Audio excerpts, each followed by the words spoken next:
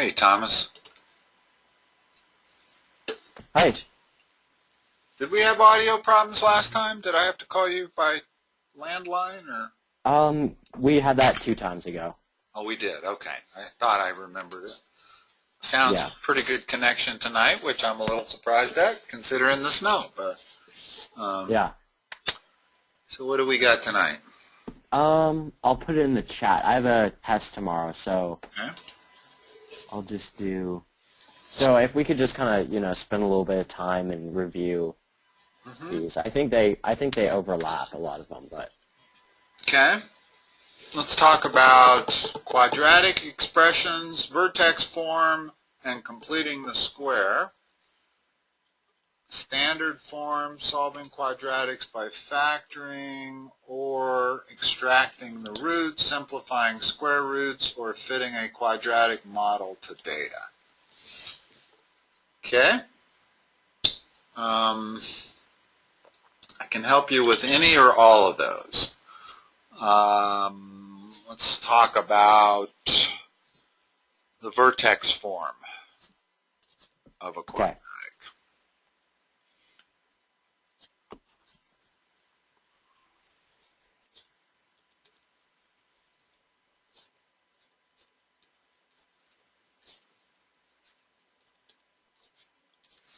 Okay. The beauty of the vertex format is that if you get it into this format, you will know exactly where the vertex is. Okay. And that's the most important thing to know with a quadratic. All quadratics are parabolas. And the only important place on a parabola is its vertex. So it's useful to be able to get it into vertex format. Standard format is... Wait, how do you find the vertex out of that, though? It's H and K. Okay.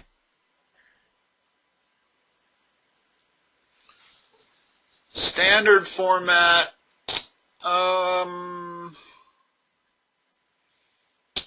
is...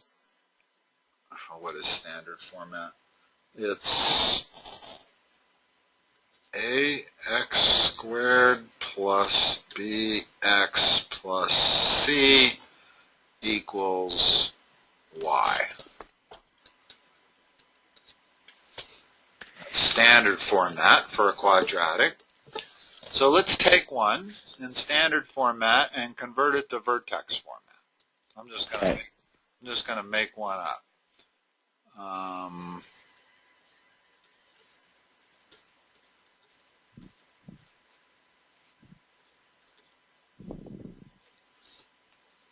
So there it is in standard format. And if they give you a problem and this is the format they give it to you and they say, where's the vertex?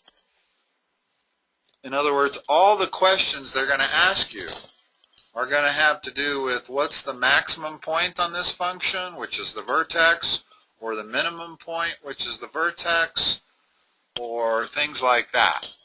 So we're always going to want to know where the vertex is. Let's go through finding the vertex.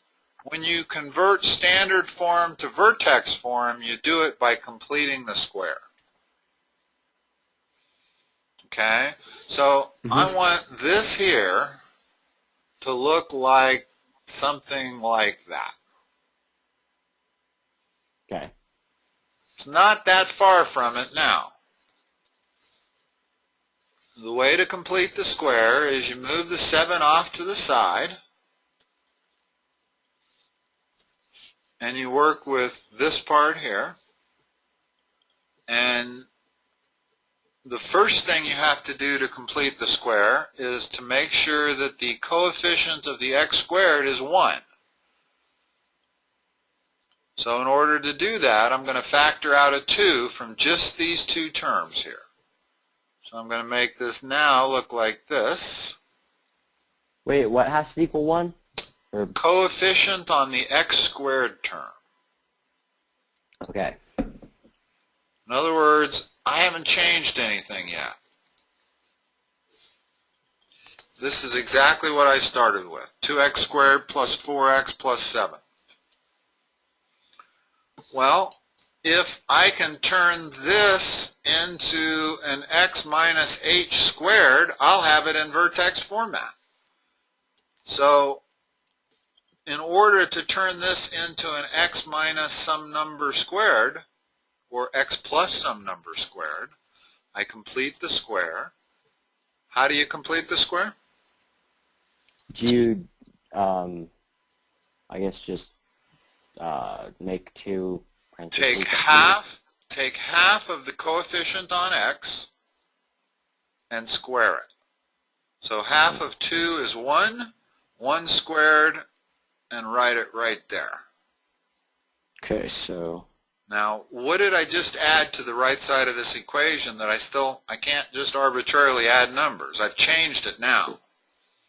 So what can I do to the right side of the equation to not have changed it? How much did I just add? Subtract 1. Subtract 2. Oh, yeah, 2. Why 2? Because I didn't add 1 to the equation when I wrote in a 1 there. I added 2 because it's being multiplied by 2. So now, this whole thing, because I completed the square, I am guaranteed to be able to write it as x plus 1 quantity squared. This becomes 5. Now I have it in perfect vertex format. I have y equals that. So my vertex is where? What's h and what's k? So it's -1 and 5.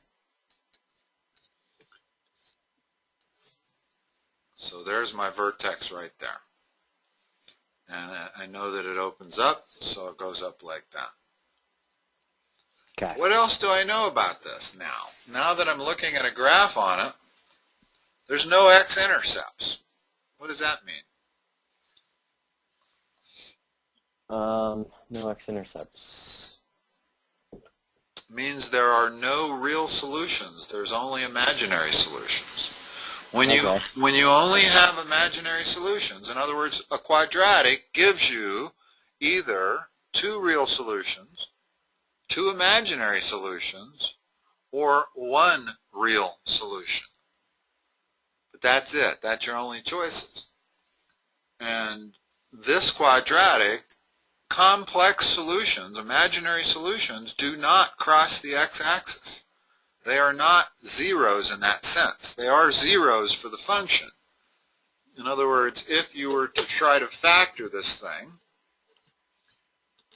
this function that I wrote, 2x squared plus 4x plus 7, you wouldn't be able to factor it. If you plugged it into the quadratic formula, you would get imaginary solutions. The only reason I know is because we don't have any x-intercepts down here. Okay. Okay. So that addressed completing the square, and that's the normal place you use completing the square, is when you're... Wait, so Go ahead. Oh, okay, sorry. So wait, completing the square was, which step was that in that? It was like the 3rd step, right? It was this step right here. Okay, yeah. So the last step, really. Yeah, really, until you simplify, right. In other words, this still needs to be rewritten as x plus 1 squared, and this needs to be added together. So, in other words, your k, that's not k. K is going to be what results after you add whatever number you had to add to balance out what you had to do to complete the square. Okay. Okay, so the best way to go from standard format to vertex format is to complete the square, always. It isn't necessarily the only way to find the vertex. Let's talk about that. What is the x-coordinate of the vertex equal to when it's in standard format?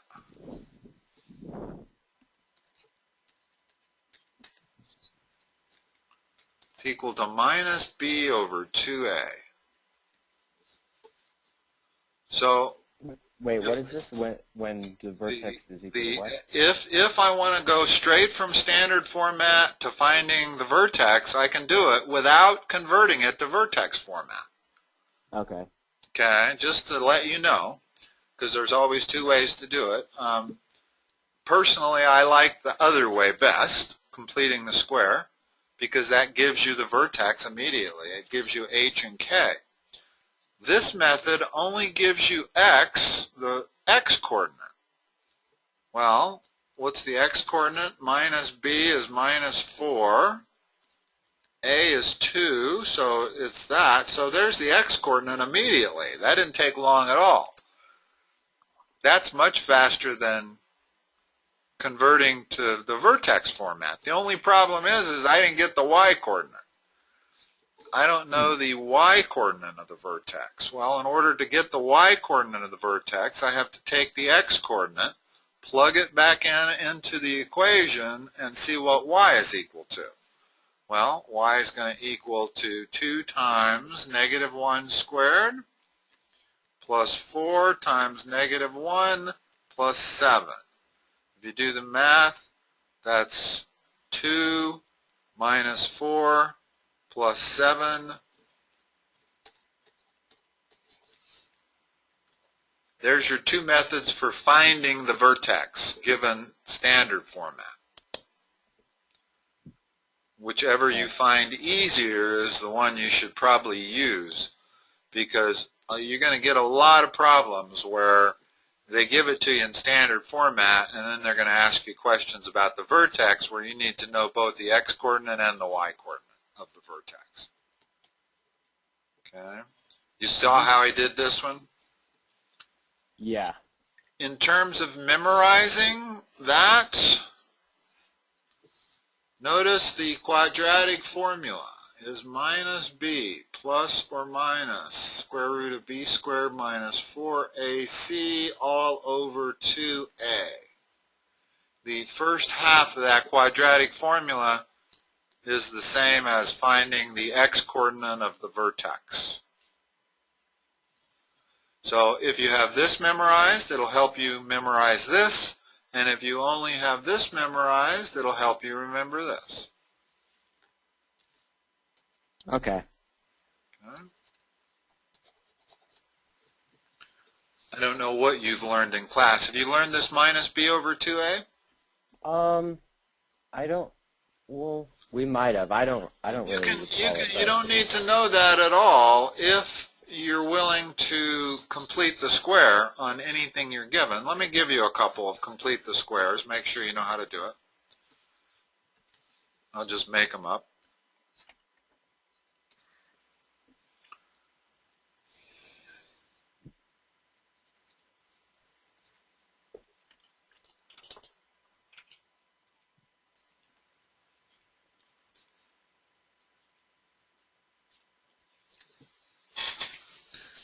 Put that standard format into vertex format. Okay, so I think it would be y, and then it'd be 3 parentheses x squared plus, or it would be, wait, is it 9 minus 3 or divided by 3? You're factoring out a 3. Whenever you factor out a number, you're dividing by that number. Okay. Then that is 3, and then leave room. Always leave room, and we're always going to be adding. You never subtract that number. You always add it. Okay. Because we get it by taking half of that and squaring it. So we're always talking about a positive number to complete the square. So what do I need to write right here? So there you have to write, let's see, 1.5. Remember, you got to square it. Oh, wait. 1.5 is half of 3, correct? Yeah. But then you have to square it. Well, the other way I could express that is 3 halves, and if you square 3 halves, you get 9/4. Okay, wait. I got to write that down. You have to square it. Yes, big part of it. Because remember, what we're attempting to do is to be able to represent this as an x plus some number. And the only way I can guarantee on always getting this is by taking half of this and squaring it.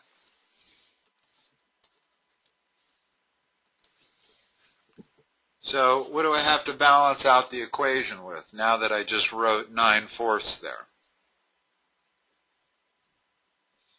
Okay, so 9/4. Then you have to do negative 9/4 times 3. Negative 27/4. Negative 27/4. For the moment, we'll just leave it like that. I made this up so I wasn't paying attention to fractions. And now, the last step. So now that we've done that, so now we just kind of simplify it, I guess, right? Well, we got to turn this into an x minus h quantity squared. So what is it? It's x plus what? X plus 3/2. In other words, whatever that number was, when you divided that by 2, that's what goes here. Always. Okay. Wait, I'll write that down. So Always. In other words, whatever it was? whatever half of that was before I squared it, that's what goes. Oh, whatever half of it. Okay. Yeah, because when I FOIL this, when I square this, I'm going to end up multiplying 3/2 times 3/2 to get this 9/4. Okay, yeah, that makes So sense. it's basically the square root of this number, or half of this number. Okay, and then the rest of this is 27/4 is 6 3/4, so that's minus 16 3/4. And there you have it. Where's our vertex? This one's kind of hard to read. It's negative 3/2, and then 16. Negative 16 3/4. Negative 16. Because remember, the standard format is x minus h, but then plus k. Okay. Okay? All right. So that's... I think I get that. Okay. That's as hard of completing the square as you're going to come across. Okay. Is one that involves fractions even. But this really does illustrate exactly what's going on. You don't have to have nice round numbers. And in other words, I could have made this 9/17 and I could have still completed the square. I'm still just going to divide out 3. I'm going to take half of whatever is left, square it. So I'll have complex fractions, but you can do it. It doesn't require whole numbers to do these. All right, so what else do we want to talk about? Quadratics that are two-term quadratics. For example,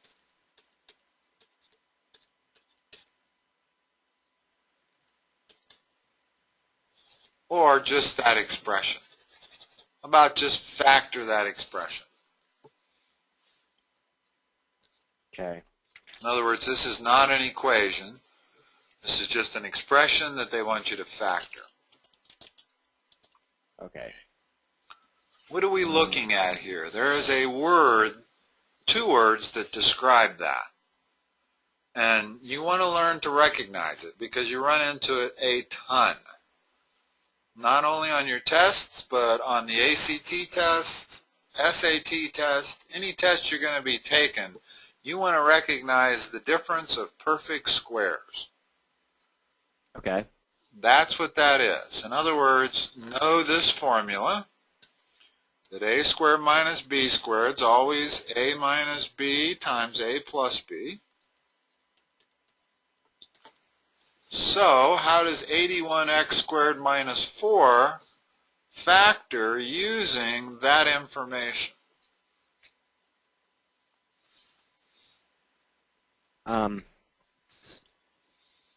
Wait, so that's the equation for difference of perfect squares? This is the equation for difference of perfect squares. But we're not looking at a squared minus b squared. We're looking at 81x squared minus 4. But notice that this is the square root of that. and this is the square root of that. So the way we're going to solve this is by taking the square root of each term. What's the square root of 81x squared? Square root of that. Is it 9x? Uh-huh. Yeah, What's 9x. the square root of 4? 2. The rest of it is automatic. It's always the conjugate.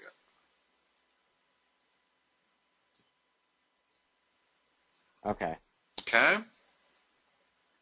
So you're going to be looking at different combinations of this. You might even be looking at this, which not everybody recognizes this as the difference of perfect squares, but it is, because 1 is a perfect square.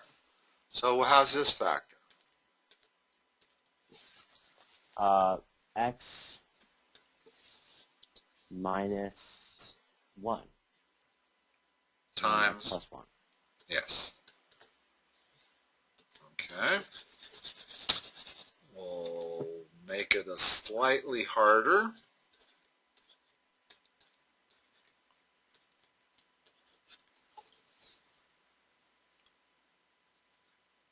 Is that the difference of perfect squares?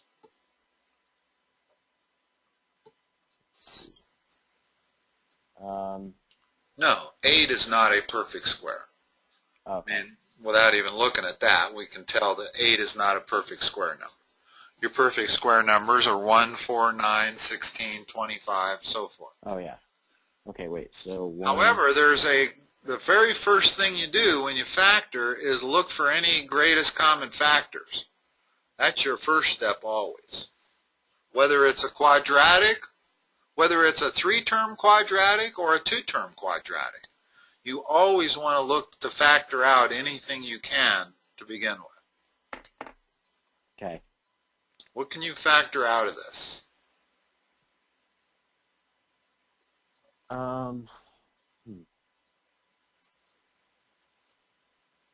2.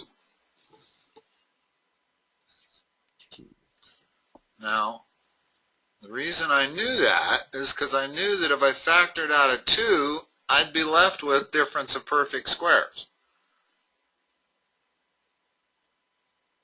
And we just factored this. So now this whole thing factors into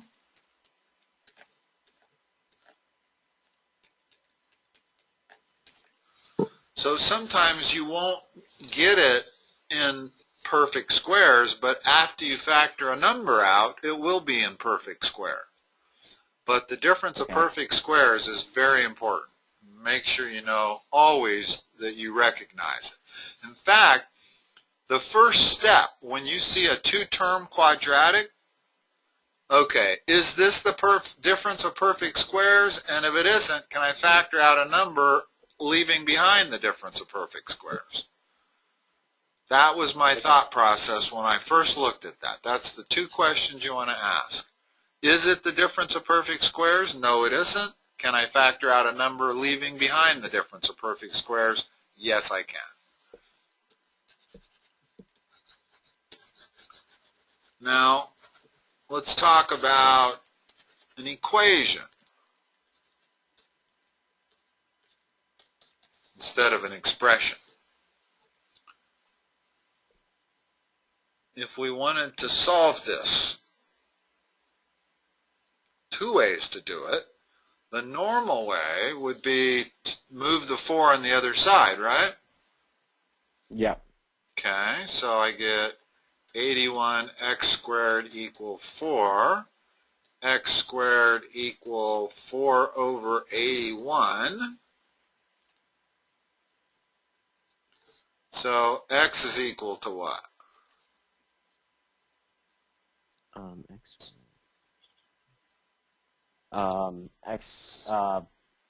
It's the square root of 81. Over the square root of 81, 2/9. But there's something very important that you left out. Plus or minus. Okay, plus or minus. And the reason is that whenever you have to take the square root of both sides of an equation to solve it, you always have to have plus or minus. Now, let's go back and solve this a little different way. There's actually an easier way to solve it. If we recognize it's the difference of squares, then I know that factors into 9x minus 2 times 9x plus 2. And if all that's equal to 0, well, the way we solve that is set that equal to 0, set that equal to 0. You get x equal plus 2/9, and you get x equal minus 2/9. So there's actually less chance of making a mistake if you use the difference of squares, because there's no way you can ignore one of those solutions. If you do it this way, it's real easy to make that mistake. I would say about half my students will leave out that plus or minus sign 100% of the time. Okay. So it's really hard to remember that plus or minus. So if you do it the apparent easy way, and this way wasn't all that easy, because it wasn't that easy to take the square root of 4/81, but know that there's a chance you might make an error. Remember that most quadratics always have two solutions. So if you come up with one solution, you've probably made a mistake and left off the plus or minus. Okay. Okay? Not all quadratics. Some quadratics have exactly one solution, but most of them have two, because they always factor into two linear factors. So as long as these linear factors are different, you're going to have two different solutions. The only time you have exactly one solution is if this thing factors into two linear factors that are identical. Then you would only have one answer. Okay. All right, so let's talk about this problem.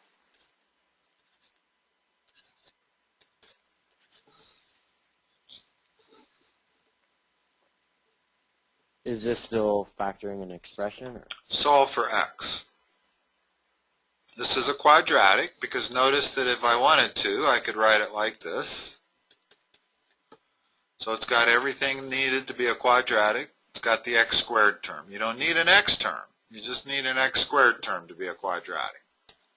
Okay. Okay. But we don't want to move the 7 over to the left. This isn't that easily solved. That's certainly not the difference of perfect squares. So what's my next step here? If I want to solve it the way I solved the other one.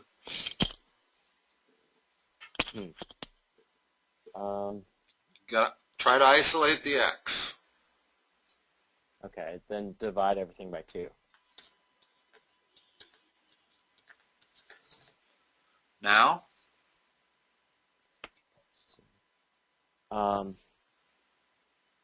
The square root. You find the square root of 7. Square root of both sides. Which is, notice what happens if I write it like that. And what did I leave out? The plus or minus. Okay. Okay? Now, that is not a pretty answer. Why? Because that's the same as square root of 7 over the square root of 2, which is an irrational denominator. So rationalize this for me.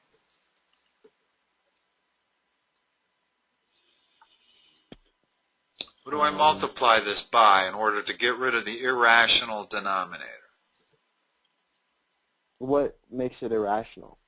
The fact that it's a square root. Irrational means you cannot represent that number with a fraction. There's no fraction in the universe that equals square root of 2. If you put it into a calculator, it's like pi. It goes on forever without repeating. In other words, there is no number that multiplied by another decimal equals 2. Okay. However, square root of 2 multiplied by square root of 2 equals 2. So if I rationalize this by multiplying it by the number 1, square root of 2 over square root of 2, I get plus or minus square root of 14 in the numerator and the number 2 in the denominator. So this is the best answer. This is a better looking answer than this. You might get away with this answer on a test. You might not. Okay. You certainly would not get away with this answer on a test.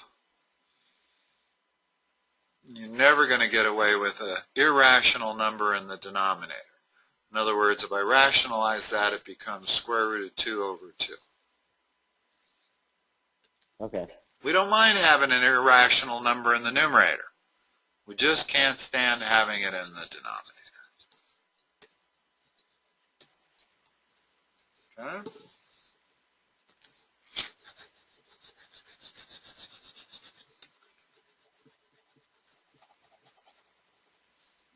Open this thing and look at this thing again. Projectile motion. We've done everything else on there. We haven't solved quadratics by factoring or extracting the root. Before we do projectile motion, let's do that. Projectile motion is more of a physics question. You probably get a question on it, but you're certainly going to get questions on factoring, right? Yeah. I'm going to look in my book here to get some. These are hard to make up because they just are. Factor that. While you're factoring that, let me get my book, and I'll find some other factoring problems. I guess, are we doing an hour? We were doing an hour tonight, not a half hour? Yeah.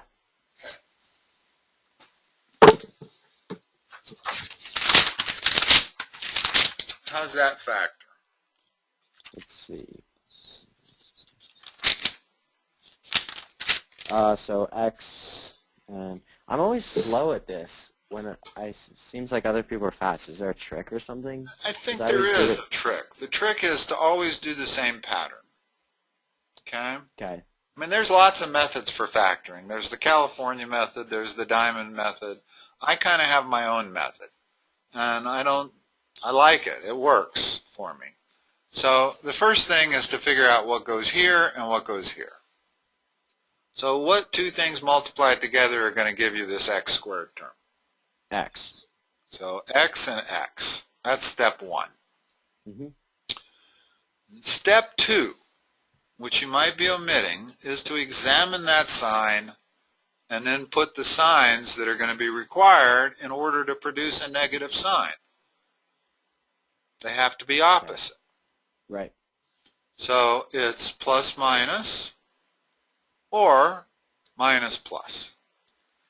In this case, plus minus or minus plus is the same thing because the coefficient on the x term is each 1.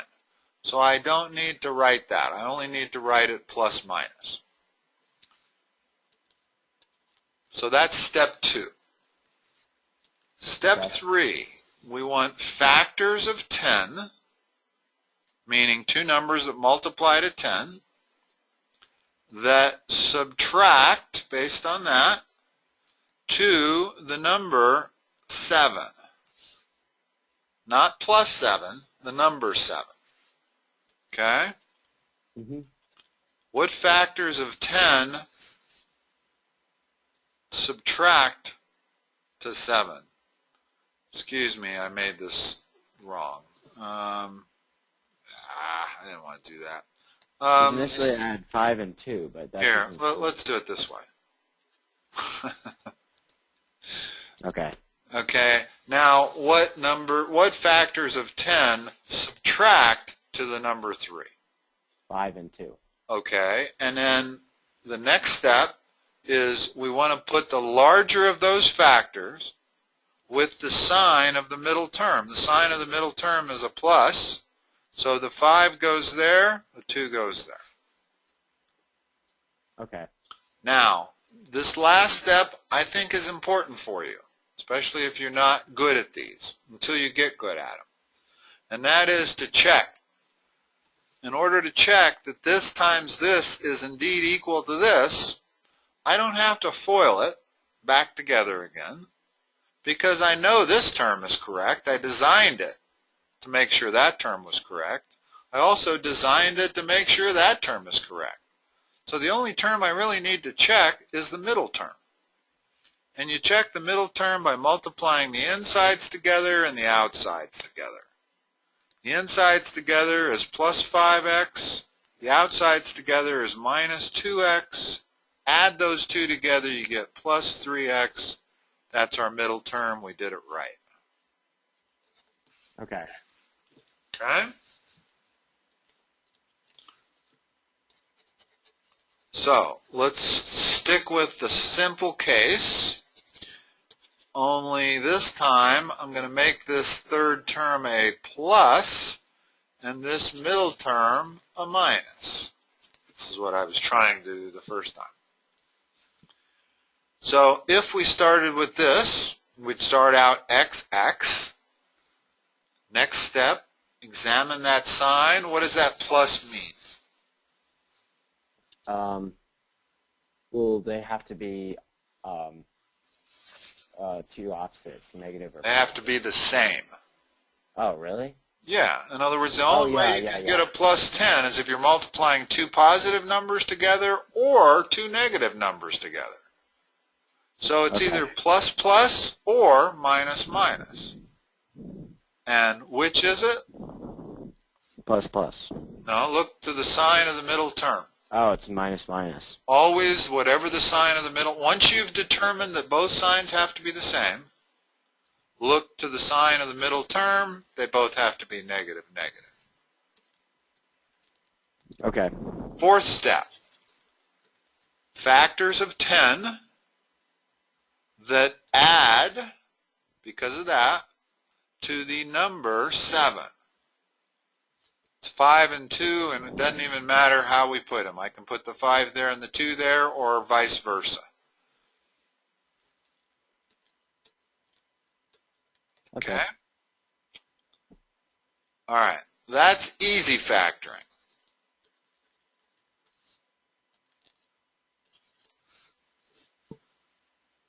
Now what?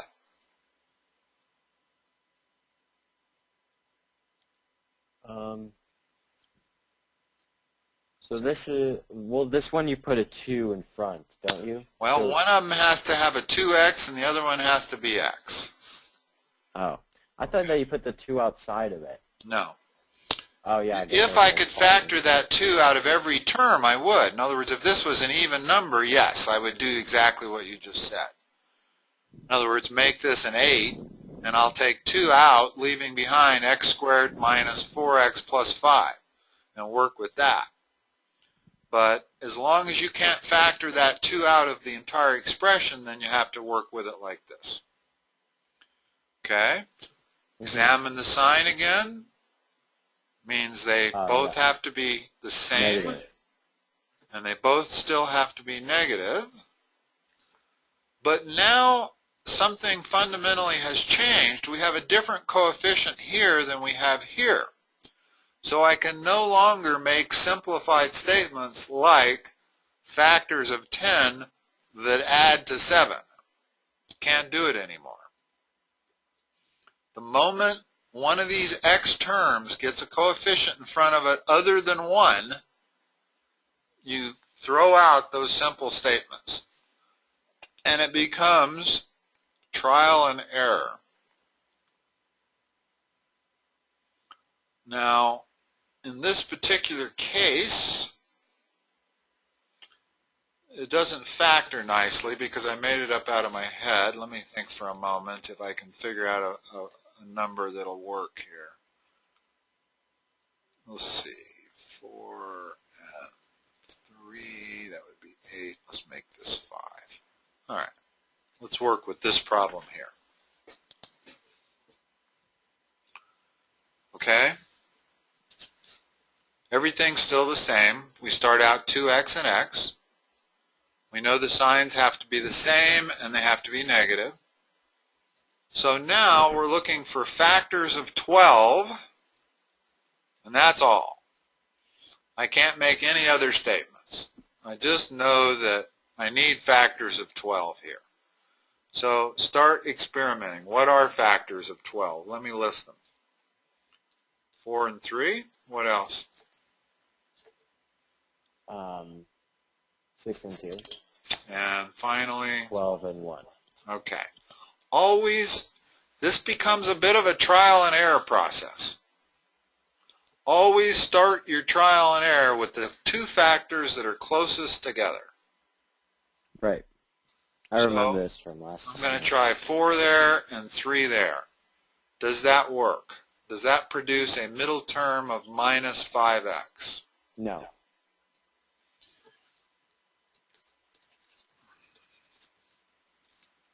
Does this work? And notice this is different. This produces a different middle term. Right. No, it doesn't. Okay. That doesn't work either. And because I screwed up my math, nothing works. I meant to have a minus sign right there. Let's go back. Even though I keep making a mistake here, it's still illustrative and will help you learn it. Okay, so we start out with 2x and x. This tells us our signs have to be opposite, right? Mm-hmm. So it can be plus minus, but because I have different coefficients, this might be different. Minus plus, so I have to allow for that. Now I look at my factors. I'm still going to take the two closest factors and start working with those numbers. So I have to try that. If that doesn't work, I'm going to switch it and try a plus 3 here and a minus 4 there. And if that doesn't work, I'm going to try a minus 4 here, a plus 3, and then finally the reverse. In other words, all 4 combinations you have to try. Okay. Does this work? Let me even make the problem a little bit better. I'm going to start out trying this combination. Nope. I was right the first time. I wanted to try this combination. Does that work? No. Okay. Normally I'd go in a very, very methodical order, but I want to illustrate one thing here.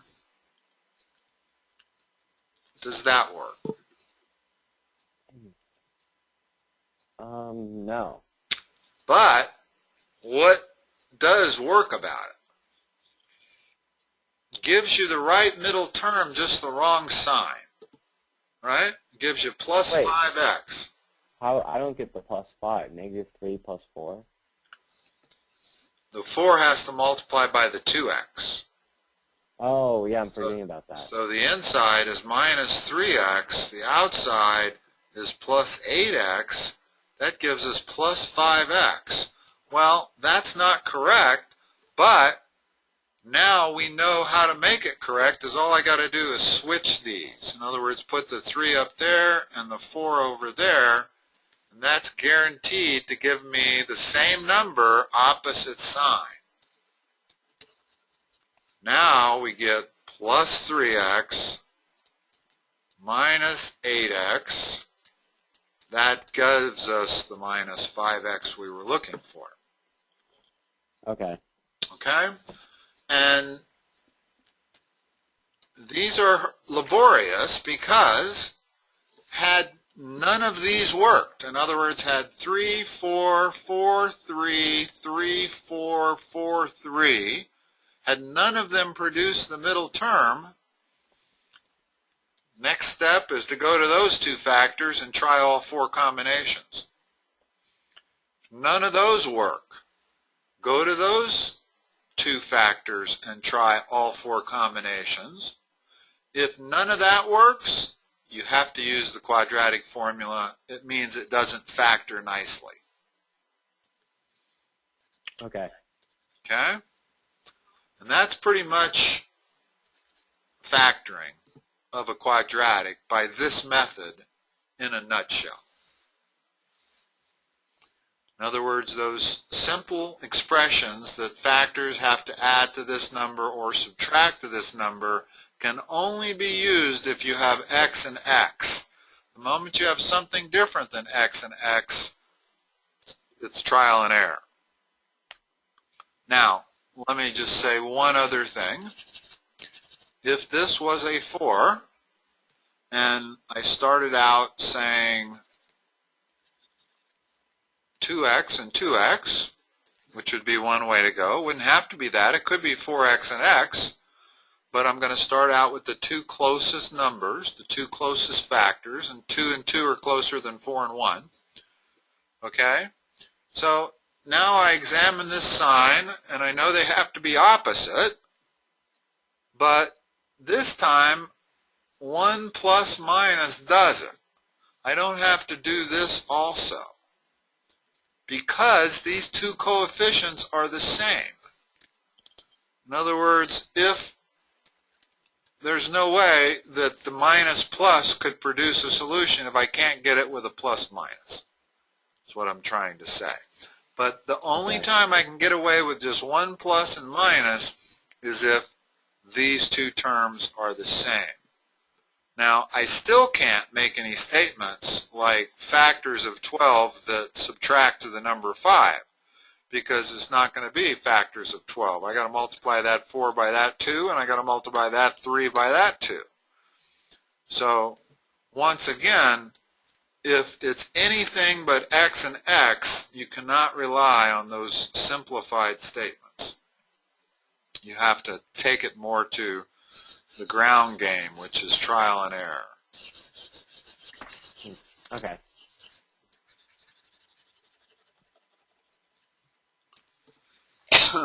Okay. We got 10 minutes. Simplifying square roots. Let's talk about this.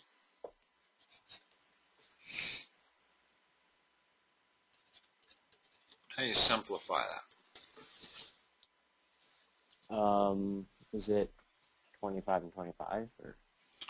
Well, first of all, we need to know that the square root of a times b is equal to the square root of a times the square root of b. Okay? So the way I'm going to solve this is by separating 50 into two factors. Well, I could do square root of 5, square root of 10, but that doesn't help, because neither of those numbers is a perfect square. So what I'm looking for is a factor that is a perfect square. How about 25 and 2? The fact that one of these is now a perfect square means I can pull it out as a whole number. That's what square root of 50 is equal to. Okay. So the name of the game is to find factors that are perfect squares. So let's do this one.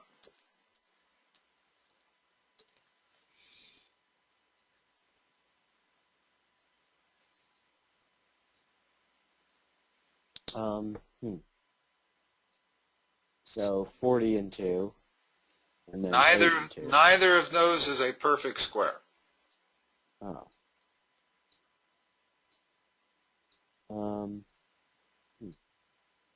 What are your perfect square numbers? 1, 4, 9, 16, 25. Do any of these divide into 80 perfectly? No. Well, actually 4 does. Oh, yeah, 4. So I can start out like this if I wanted. Okay, yeah. And that becomes 2 root 20. The thing is that root 20 isn't simplified, because root 20 is also root 4 times root 5. So I can pull another 2 out. So it's really 2 times root 5, or 4 root 5. So root 80 becomes 4 root 5. It just took me a couple of steps, right? Mm-hmm. Well, notice that if I see that 80 is also divisible by 16, then I could have said it's 16 times 5 instead of 4 times 20. 16 times 5 is 80. And it gets me to the answer in one step instead of 3. And my point is, you don't always have to find the maximum perfect square factor here. You can chop it down, whittle it down by pieces if you want. In other words, it was perfectly doable recognizing that 4 was a factor. It was just doable quicker by recognizing that 16 was a factor.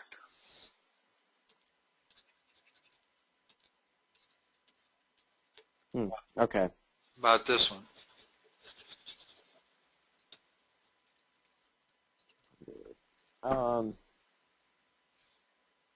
Well, it could be 102, couldn't it? Okay. And 100 is a perfect square, so... 10 and 2. Okay. How about this one?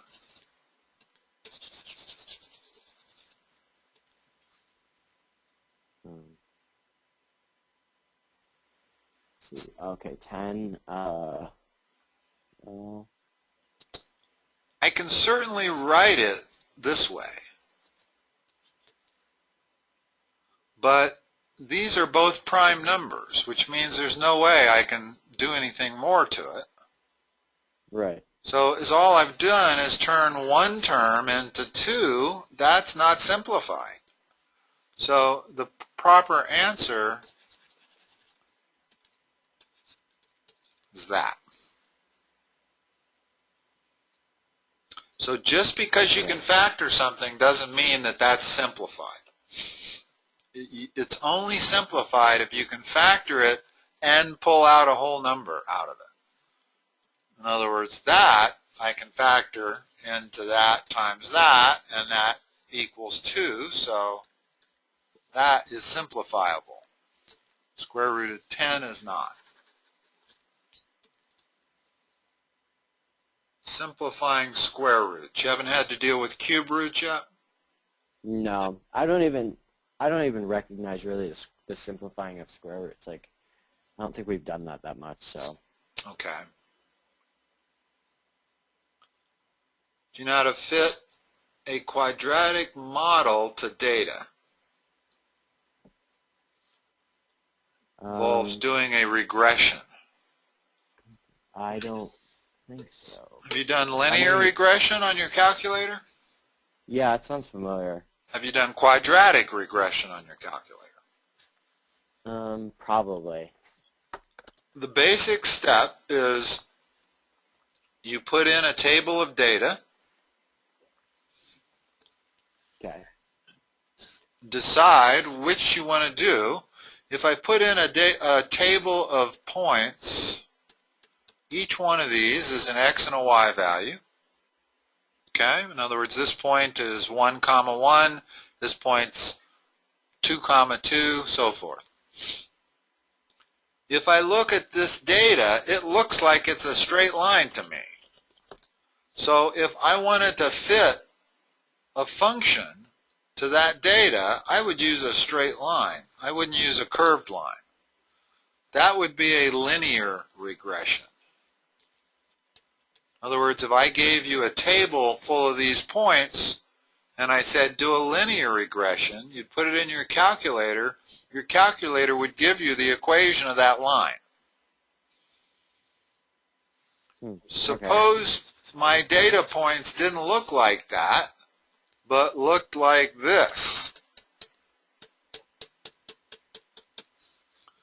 Well, I'm not going to try to put a straight line through that. I mean, it may look like I could put a straight line through that part of it and another one through that part of it, but there's a much better function that looks like it would fit, and that's a parabola, which is a quadratic.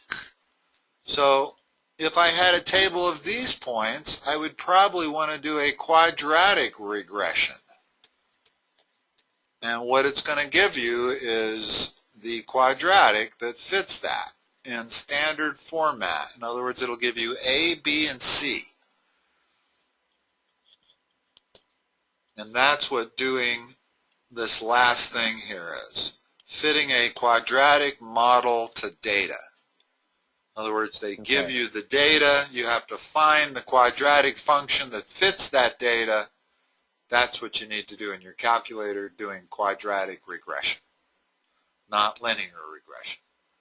Your regression, they'll offer you, there's all kinds of regressions. You can do exponential regression, quadratic regression, linear regression. It depends on what the data should be or what you think it is. Okay. All right. That's a pretty good session on all of that material. Yeah, definitely. Okay. All right. Well, good luck on your test, Thank you. and I will talk to you next time. Okay, sounds good. Thanks. Okay, Thomas. Bye-bye.